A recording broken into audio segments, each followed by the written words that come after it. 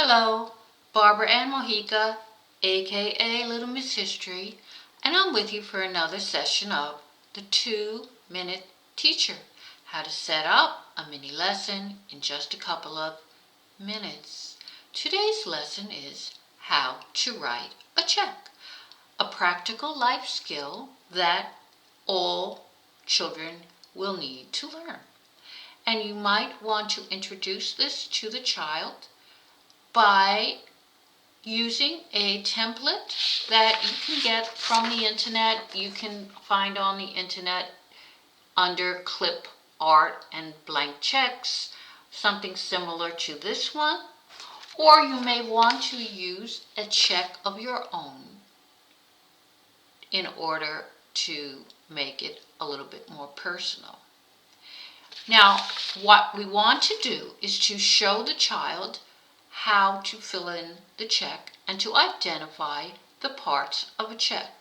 Now, what I did is I made a list of the different parts of a check, and they may be exactly like this, or they may vary a little bit.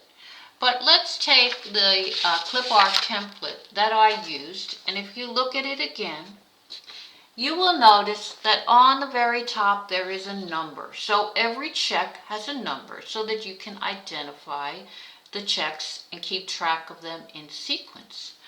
Up here in the left-hand corner, usually you will have the name of the bank where the money is deposited, and you may also have the address of the bank. Then it says the date. So in the date, you will be writing the month, the day, and the year completely out. So for instance, in June, it will be June with the number of the date, comma, and the year 2022. Pay to the order of. Now the person who is going to get the money is called the payee, P-A-Y-E-E. You write the name of that person in the check line, paid to the order of.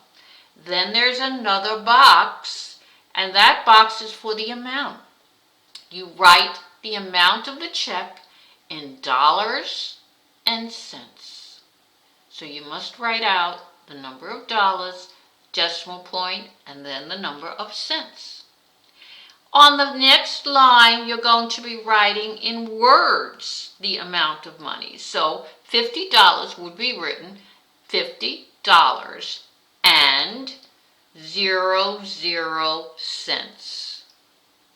If it were an uneven amount, it would be $50 and 23 cents, or whatever the cents might be.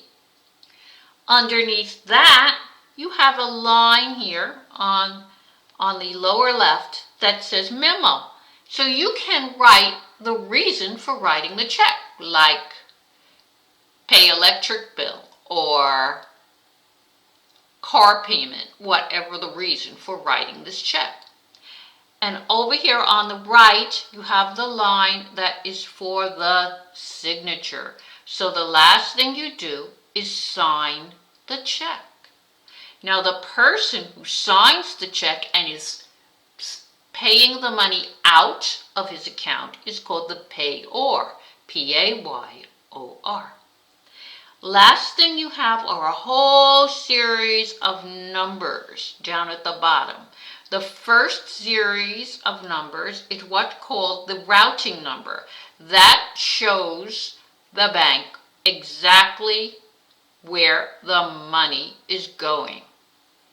And it also has an identification that shows and identifies that particular bank. Every bank has a different number. The last series of numbers are the account numbers. So those would be the numbers of the person's account. The person who is sending this check, paying the money, has an account number with the bank. And those are the account numbers. So these are the parts of a check. Make sure that the child understands them, and you might want to have a child practice doing this a few times. Also, explain to the student that a check must be written in ink and it cannot be changed. If you make a mistake, you must tear up the check and start over and write a new check. Hope you've had fun with this lesson. It's a little bit longer than most of my lessons, but it is a good practical life lesson for students to learn. Please hit subscribe to get new lessons each week, and I will see you next time. Bye.